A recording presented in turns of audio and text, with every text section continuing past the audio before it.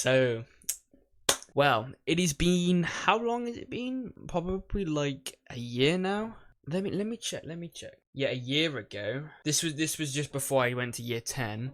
A year ago, I did a series or a video on the Vita Carnis species, and probably one of my favorite series because it's just pure terrifying.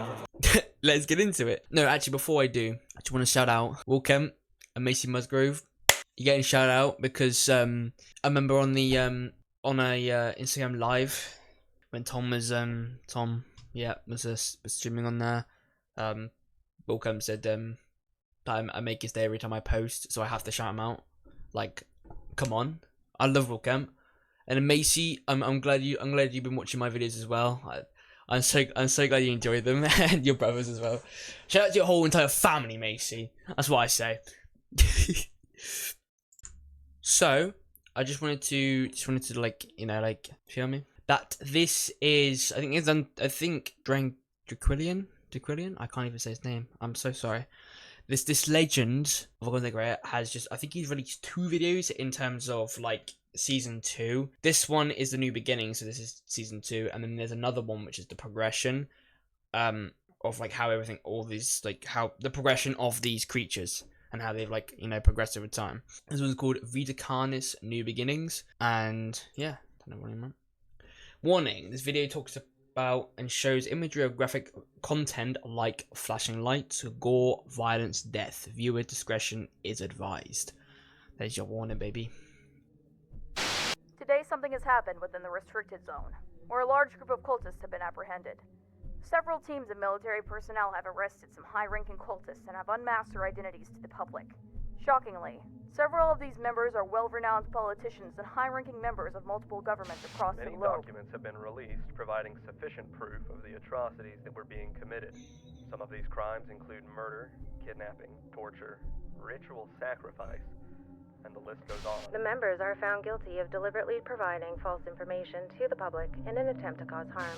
The New Trier Company has been found to have very significant ties with cultist activities and has been shut down. All New Trier products have been deemed hazardous. Oh wait, I've missed a few videos, haven't I? I've missed the taste enhancer and the mimic attack or mimic training video. So apparently, what I've just heard, so there was a video of that little like salt and pepper sort of thing is a flavor enhancer from the crawl, the little veiny plant that can literally summon a mimic, which is crazy. And apparently, what it's just said that there's been a cult of people lying to people or to the public about things. For consumption. Cultivation farms are facing pressure to shut down. Public unrest grows as the New Trier cult case brings more crimes that were hidden away to light. The people are outraged by how little was actually being done. They demand that something be done to handle Yo, the look at that, bro. Riots appear in the streets as protests begin to turn. Our leaders were plotting against us. Who we trust? What happens now? The whole world's gone to shit.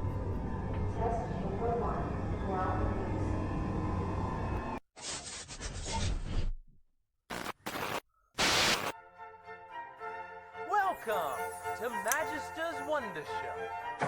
I am the Magister, and get ready to explore all of the world's wonders. Okay. Today, we are learning about the circle of life. Carcass. Dr. Marshall Treados, Head Director and Doctor of Carcass. Progression report, Vita Carnis. Is that a new variant? Test report number 4. We still know very little about the nature of the entities. He sounds like the trailer guy. There are 7 singularities in total. Each singularity is roughly 1 meter in diameter. That's the singularity? Isn't that like, I thought there was only one of them in the sky. They are made of an unknown material, although it looks and feels very similar to glass. We are unable to sample it in fear of causing potential damage. The material is very dark in color, but has red shimmers of light swirling inside. There are some hints of other colors present, but is mostly dominated by the red. Each entity hovers above the ground in a stationary position, although they can be moved with relative ease. Our equipment can detect some subtle pulses of energy in rhythmic but random patterns.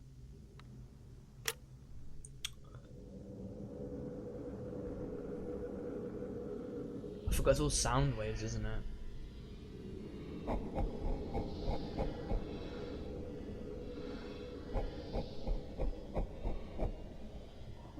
Sounds like an evil laugh, I'm not gonna lie. I'm gonna keep the buck with y'all. So I just...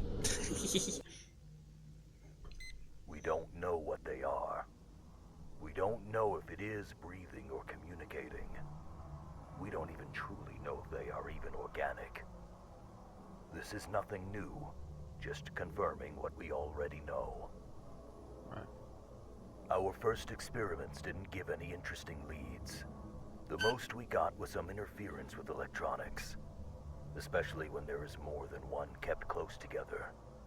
But the experiment we conducted showed extremely significant results. The experiment played out like this. In test chamber 1, a live cow was released into the chamber with V1 for an extended period. They were left together for 24 hours. The test showed minimal results from the entity and an increase in stress from the cow. Next, the body of a cow was put into the chamber with V1 for 24 hours. The results were extraordinary.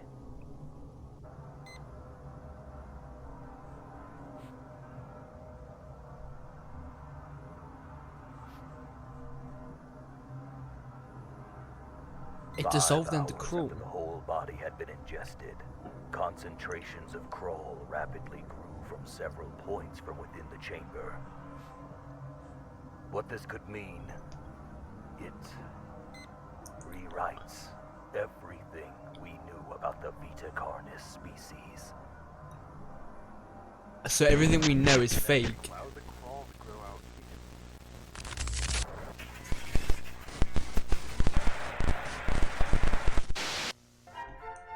First, a young larva hatches from within its egg.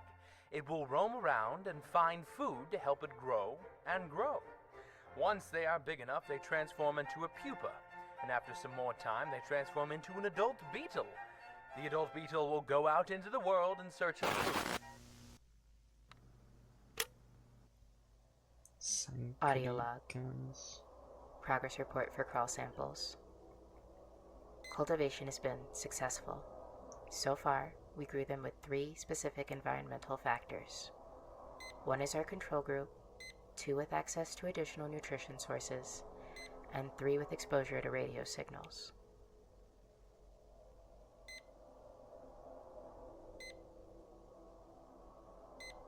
Group 1 grew on par with standard crawl samples. No distinct abnormalities. Group 2 grew at a faster pace than the control group, as expected. No distinct abnormalities. Group 3 grew against its normal pattern, weaving its way toward the radio. Once the device was claimed, it switched to usual growth patterns. Again, no distinct abnormalities. Right, In okay. conclusion, the samples that were grown in V1's test chamber don't seem to differ from others grown from other sources. Still, we will continue with more factors and further groups, just in case. There have been some developments in the propagation group. V1 samples have seemingly been able to produce nodules at a slightly quicker rate than wild samples. Control groups show that V1 samples begin node development a few days faster. More time will be needed to say for sure. As for the nodes themselves, there aren't any distinct abnormalities. We have successfully hatched a dozen Carnish juveniles, several trimmings, 2 meat snakes, and even 1 mimic.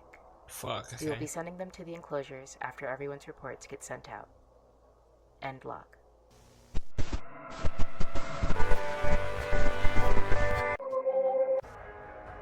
Oh, okay. and then is ground into a fine mint and is now ready for the garden. I don't think crawl is really that nice looking. So these are reports, by the way, of their experiments on these Audio things. log. Progress report for Trimming Colony. Coming. Significant progress in learning the social patterns of a group of trimmings we have been keeping together. A new batch of juveniles were added to the main colony at the beginning of the new progress report. They were accepted into the community immediately. No conflict or rejection observed. They did provide the circumstances to document more of their interactions. Trimmings communicate through a series of vocal cues. Colony members meeting the new batch with squeaks and squeals. They also are not afraid to show us when they are upset. Trimmings also use some physical displays as well. For example, trimmings do a chewing or chatter motion with their mouths when they are happy or interested in something. The experiment that we performed was to explore the extent of their communication skills. The test went like this. We took one of the trimmings and had them in place in a modified enclosure. A speaker would play two separate audio cues. A positive cue would play, followed by a treat, and a negative cue, followed by a small spray of cold water. Okay. We did several rounds of both audio cues to condition the trimming's response.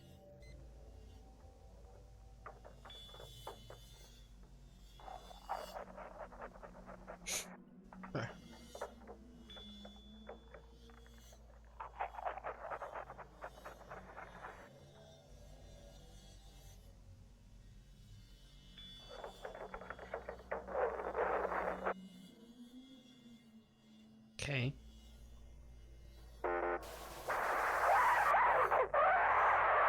Oh, what the fuck? It just doesn't sound... It's kind of mean, actually. What the heck?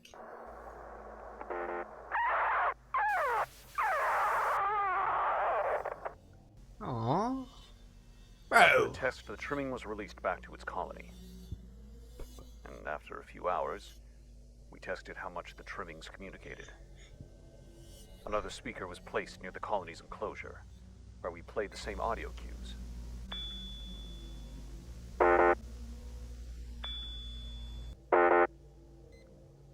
It is incredible to see how layered their social interactions can be. Although, we tried something a bit bizarre. We found out that a wild colony had settled around the facility recently.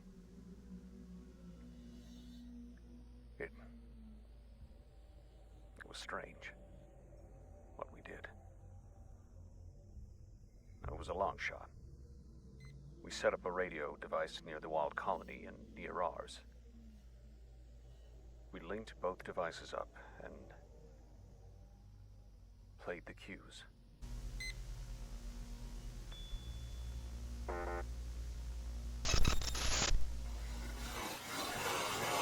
There's many dangers out there in the world. There are many predators that would love to have beetles for a snack. And unfortunately, not all beetles make it. Yes, it is sad, but that's how the circle of life works. But look, one of the beetles has laid eggs. And once the beetle's eggs hatch, the beautiful cycle starts again. And life continues on.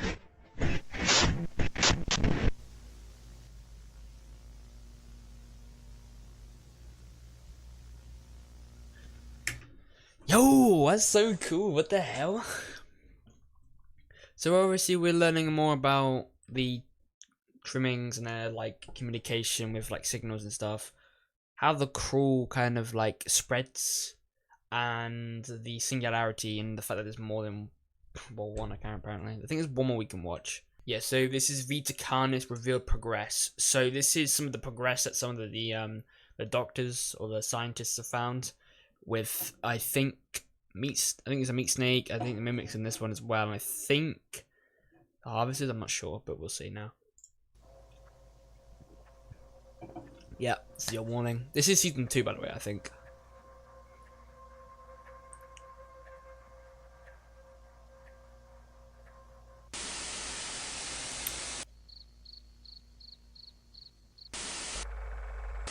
Now only the most beautiful, only the most unique specimens will be moving forward.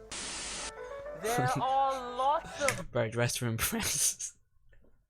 fossils hidden on the earth, and plenty make their way into rivers and streams. You can look for them too.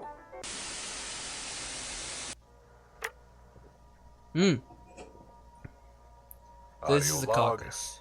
Progress report on the Meat Snake Recreation Project. From our previous report, the juvenile meat snake we selected was grown in a standard captivity cell until maturity. The specimen we had selected was now an acceptable size for the project to begin. Oh, look at it. So it wears the skulls of the dead animals as well, you can see. The specimen was moved into restraints. Twice a day, we fed it fresh meat, scraps, roadkill, making sure that it received the necessary materials like bones and organs to grow. 4 days into feeding, the specimen's mood mellowed out. The usual intimidation display was now a patient eagerness. It seems that the specimen now understands that we are feeding it. Whoa. 11 days into feeding, the specimen has slowed down immensely. It has also been occasionally rejecting food. It looks like we have been overwhelming it, not giving it enough time to properly digest and implement the material. Feeding has been reduced to once a day, but with an increase of portion size. 19 days into feeding, the meat snake has almost shut down entirely. It no longer reacts to external factors. It still accepts food, but with assistance. A makeshift mechanism was made to help the feeding process. Favorable results have begun to show. The hue of the specimen's skin has been turning shades darker. Sampling period seems to be approaching sooner than expected. Day 21 into feeding. The specimen has reached all the required criteria to begin sampling. We managed to obtain a skin patch intervention. We began with cold resistance. The typical meat snake skin can hold its integrity up to negative 30 degrees Celsius. The specimen sample survived down to negative 100 degrees, even maintaining flexibility. Next, the heat resistance test. The sample was able to withstand impressive temperatures. We were only able to bring the temp up to 3,000 degrees Celsius before we had to bring in new equipment. We used some welding equipment and determined that the sample's limit was capped at around 5,000 degrees Celsius. Bloody hell, that's warm. Sample testing was interrupted by a peculiar event with the specimen. Do you think maybe that we could use meat snake skin as like a heat resistant like thing? Imagine like wearing like a meat snake skin as like a no. Wait. Personnel during the routine feeding found that the meat snake had escaped its restraints by performing mitosis. The two organisms. Oh no, I know this mitosis. It's when like a thing reproduces but without a partner, so it just kind of like duplicates. We're simply wandering the lab at the time. The project has been halted for now, and the two meat snakes have been moved back into their original enclosure. Duplicated. We are preparing more tests at the start of the new process report. End log. Right, okay.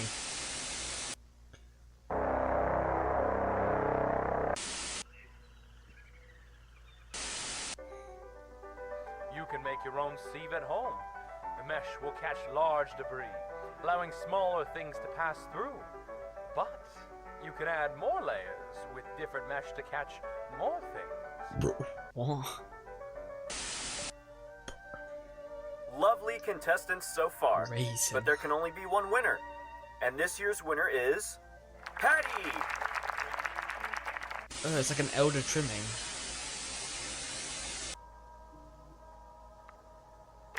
Oh, okay, this is a mimic. This is the mimic one. For this month's progress, albeit a little bit late by a few months. Anyways, it's been a bit slow, but there have been some fascinating findings. I guess I'll start with the juveniles. Feisty fellas, already chock full of hunting instinct. Their hunting patterns are similar to other ambush predators. They will wait and then catch their prey with the element of surprise. They prefer to hunt prey smaller than themselves, stuff they can take down easily. But once they are older, they start getting a little cockier. But they have the killing technique to back it up. They usually aim for the throat or neck to deliver a kill as fast as possible. But once they metamorphosize into their adult form, it's harder to determine their patterns.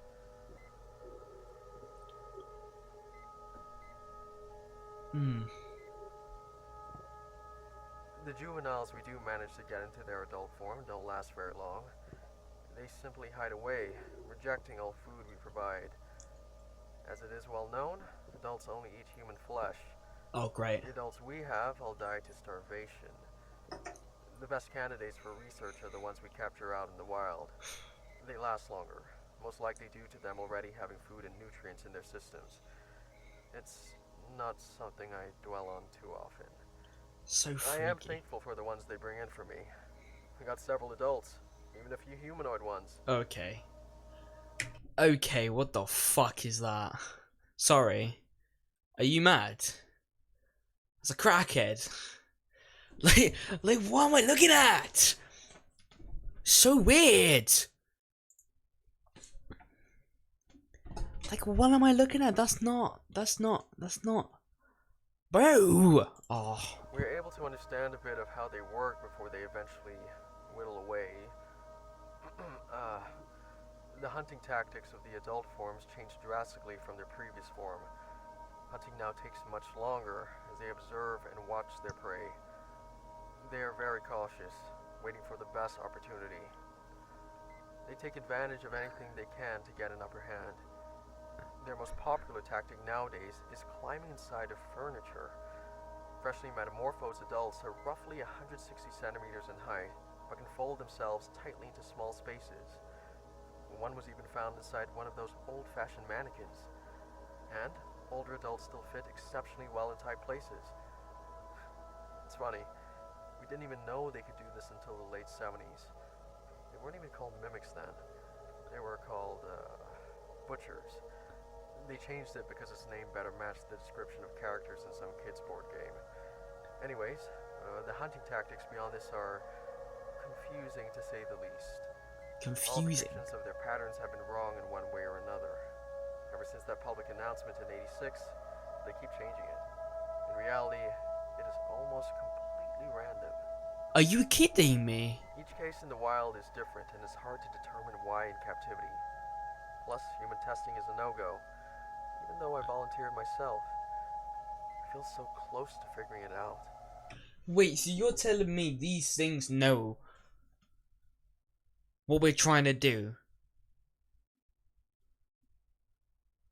This thing is like 10 million times smarter than any predator on like Earth. It knows its victims, stalks them, knows best places to hide, and knows when to attack. And it knows that we're already trying to figure it out.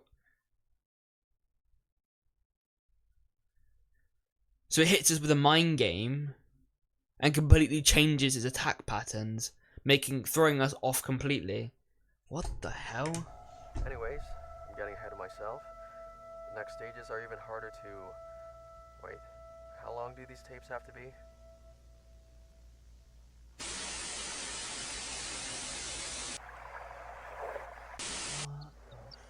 Frick.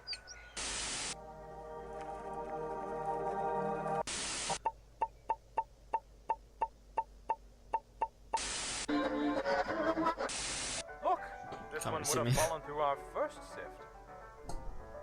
There are plenty of other fun things you can find as well. Oh no, my sieve isn't working. Looks like there's a hole in your mesh. Make sure your mesh isn't damaged, or else something might slip through.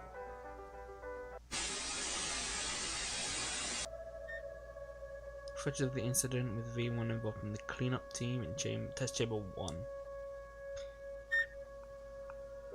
Oh, this is Singularity.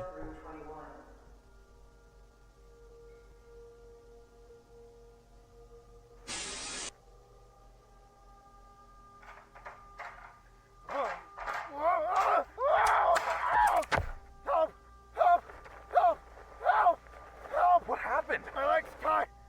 It's bad. It's bad. I'm bleeding. What do I do? I can't reach. What do I do? Help me down, please. Please. We need medical assistance in test chamber 1. Oh, God. Stay calm. Help is on the way. Is that like a harvester attack? Try to stay Damn still. it. Oh, God.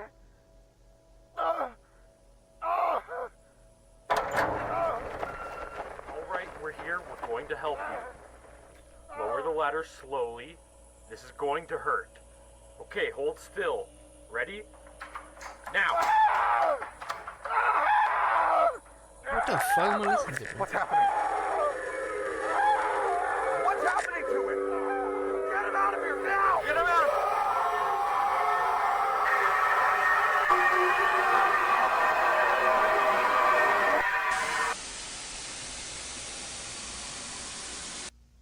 What the hell? Yo, what the hell? Bro, what the hell, bro? What the hell? That is cool. This is why I love Vita Carnis. It's just so unique. Oh shit, I've just picked a scab and I'm bleeding. Oh crap, I'm bleeding. Hold on. I can't show you guys because I'll probably get demonetized, but I'm bleeding. I don't know, I thought I had a spot on my arm, but it was a scab. Yeah, I'm gonna end this here because this was just a quick video I wanted to post online, so I don't have this massive gap. But I love analog horror, and the reason why I love it more than a horror movie is horror movies rely on jump scares. Analog horror doesn't rely on jump scares. It relies on just dread for the viewer, just to make you feel uneasy. And things like Urban Spook that I've heard a lot of criticism about his series is that it's just pure. There's not really any dread to it. There's no any like build up of dread. It's just kind of like hits you with this just like gory like scene of some like sick thing that some person just comes up with. The painters, they're just sick as fuck. I find it too. For me, the issue I had with was that it was just too gory. It was just unnecessarily violent. I felt like, I mean, it's fine because it's unique. It's not many analog horrors do that, but like I always feel like what a lot of most analog horror series do is they just make you feel uneasy like every corner, like stutter, like just silence, static. It's really successful in that. But I'm gonna post this on YouTube. Hope you guys enjoy, and I will see you next time. Bye bye.